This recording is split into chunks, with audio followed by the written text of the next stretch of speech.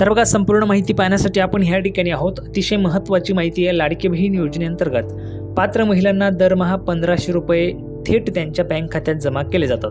बरोबर आहे, दर महिन्याला तुम्हाला 1500 रुपये थेट तुमच्या बँक खात्यात जमा केले जातात। मात्र जून 2025चा हप्ता अद्याप जमा न झाल्याने महिलांमध्ये अस्वस्थता पसरलेली आहे। जून महिना संपण्यास आता फक्त 3 दिवस शिल्लक असताना जून आणि जुलैचे हप्ते एकत्र जमा होण्याची चर्चा जोर धरू लागलेली आहे। पाहू शकता बघा, जून आणि जुलैचे हप्ते जे आहेत ते एकत्र जमा होण्याची चर्चा जोर धरू लागलेली आहे आणि त्याच्यामुळे आता फक्त 3च दिवस शिल्लक आहेत ज्याच्यामध्ये जून आणि जुलैचे हप्ते जे आहेत ते एकत्र जमा होण्याची, तर थेट 1500 तुमच्या खात्यात जमा होतात। मात्र जूनचा हप्ता जो आहे तो अजूनपर्यंत तुम्हाला जमा झालेला नाहीये, त्यामुळे महिलांमध्ये अस्वस्थता पसरलेली आहे। जून महिना संपण्यास आता फक्त 3च दिवस शिल्लक आहेत। जर आज आपण बघितलं तर 28 जून आहे बघा, 28 जून आहे, फक्त 2च दिवस शिल्लक राहिलेले आहेत जून महिना संपायला। असं असताना जून आणि जुलैचे हप्ते एकत्र जमा होण्याची जी काही चर्चा आहे ती जोर धरू लागलेली, जून आणि जुलैचा हप्ता एकत्र येईल म्हणून। आता येईल किंवा नाही ते आपल्याला पुढे समजणारच आहे। बघा, यामुळे महिलांच्या मनात अनेक प्रश्न निर्माण झालेले आहेत। सरकारकडून याबाबत कोणतीही अधिकृत घोषणा न झाल्याने संभ्रम वाढत आहे। अधिकृत घोषणा, ऑफिशियल अपडेट अजून सरकारने दिलेली नाहीये, ठीक आहे, त्याच्यामुळे संभ्रम वाढतच आहे। यापूर्वीही 2 हप्ते एकत्र जमा झालेले आहेत। अनेकदा एकत्र हप्ते 2 जे आहेत ते जमा झाले आहेत। लाडकी बहीण योजनेच्या आतापर्यंतच्या प्रवासात अशा घटना घडलेल्या आहेत जिथे 2 हप्ते महिन्यांचे हप्ते एकाच वेळी जमा करण्यात आलेले आहेत। उदाहरणार्थ जर आपण पाहिलं तर बघा, यामध्ये जे काही उदाहरण देण्यात आलेलं आहे ते चुकीचं आहे। मेचा हप्ता जो आहे तो जूनमध्ये आलेला आहे आणि तो काही एकत्र आलेला नव्हता। त्यामुळे जर आपण पाहिलं याच्या अगोदर म्हणजे जवळपास मार्चमध्ये आपण म्हणू शकतो, मार्चमध्ये डबल हप्ता आलेला होता। त्याच्यानंतर ऑगस्टमध्ये ज्यावेळेस सुरुवात झाली त्यावेळेस पण तुम्हाला डबल हप्ता जो आहे तो आलेला होता। अशा पद्धतीने अगोदर पण जे काही डबल हप्ते ते आलेले आहेत। आता जूनच्या पहिल्या आठवड्यात जमा झाला होता मेचा हप्ता, त्यामुळे आता जून आणि जुलैचे हप्ते एकत्र म्हणजेच 3000 रुपये जुलै महिन्यात जमा होण्याची शक्यता वर्तवली जात आहे। असं जर झालं तर खूप उत्तम राहणार आहे लाडक्या बहिणींसाठी। बघा, जूनचा हप्ता पण आणि जुलैचा हप्ता जर तुम्हाला आला म्हणजेच एकाच वेळी तुम्हाला 2 हप्ते येतील, असे 3000 रुपये तुम्हाला जमा होतील। बरोबर आहे, 3000 रुपये जमा झाल्यामुळे तुमचं जुलैपर्यंतचं सगळं जे काय असेल ते नील होऊन जाईल। म्हणजे जुलैपर्यंतचा हप्ता तुम्हाला त्या ठिकाणी मिळून जाणार आहे। जुलैचा हप्ता तुमचा रेग्युलराईज होऊन जाईल। मग तुम्हाला फक्त प्रत्येक महिन्याला तो हप्ता वाटप करायचा असणार आहे। आता जर आपण पाहिलं सध्या तर बघा, मेचा हप्ता जो आहे तो जूनमध्ये दिला, जूनचा हप्ता जो आहे तो जुलैमध्ये जातोय, म्हणजेच काहीतरी 1 महिना उशिराने हप्ता तुम्हाला मिळतोय। अशा पद्धतीने सगळं सुरू आहे, पण नक्कीच सरकार यावर काहीतरी करेल आणि रेग्युलराईज करण्याचा प्रयत्न पण त्या ठिकाणी होणारच आहे। नंतर बघा, यापूर्वीच्या अनुभवांमुळे ही शक्यता नाकारता येत नाही, परंतु सरकारने याबाबत स्पष्टता आणणे गरजेचं आहे। सरकारने पण सांगायला पाहिजे 2 हप्ते एकत्र येणार आहेत किंवा नाही। आता पुढे बघा, महिला व बालविकास मंत्र्यांकडून घोषणेची प्रतीक्षा। महिला व बालविकास मंत्री माननीय अदितीताई तटकरे यांनी यापूर्वी लाडकी बहीण योजनेच्या हप्त्यांबाबत स्वतः घोषणा केलेल्या आहेत आणि जेव्हा केव्हा तुम्हाला हप्ता वाटप होतो त्यावेळेस स्वतः माननीय अदितीताई तटकरे या घोषणा करत असतात, म्हणजे जेणेकरून सर्व ज्या काही लाडक्या बहिणी आहेत त्यांना समजायला पाहिजे तुमचा हप्ता जमा व्हायला सुरुवात झाली। स्वतः महिला व बालविकास मंत्री अदितीताई तटकरे घोषणा करतात। पूर्वीचं जे काही ट्विटर आहे, आताचं एक्स या समाज माध्यमावर त्यांच्या माध्यमातून माहिती देण्यात येते आणि त्यानंतर तुम्हाला हप्ता जो आहे तो वाटप व्हायला सुरुवात होत असते। त्यामुळे ज्यावेळेस हप्ता वाटप व्हायला सुरुवात होईल त्यावेळेस माननीय अदितीताई नक्कीच त्याची घोषणा करतीलच।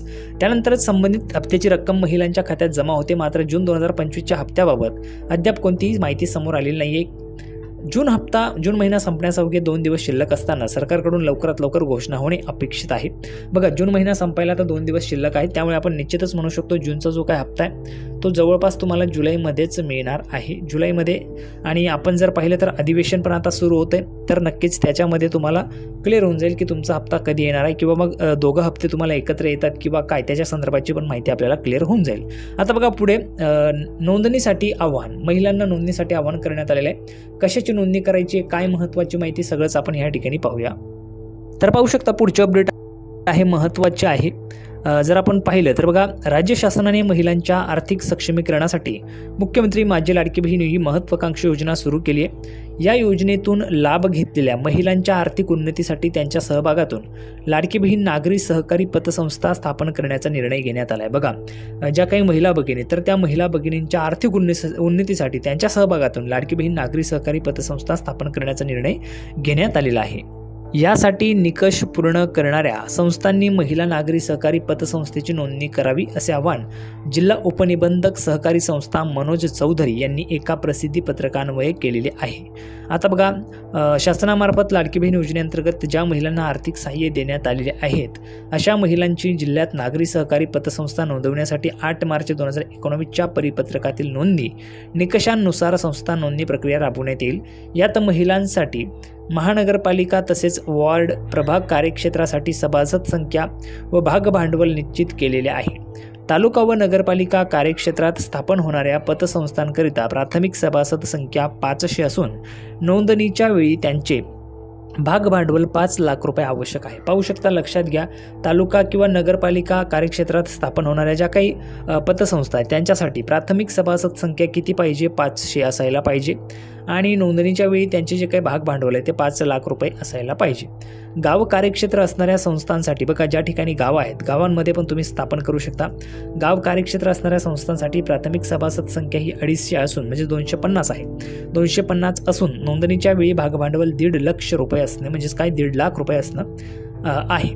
जिल्हा स्तरावरील संस्थेकरिता प्राथमिक सभासद संख्या ही कारण मोठ्या स्तरावर आहे त्यामुळे 1500 असून भागभांडवल 10 लाख रुपये असायला पाहिजे.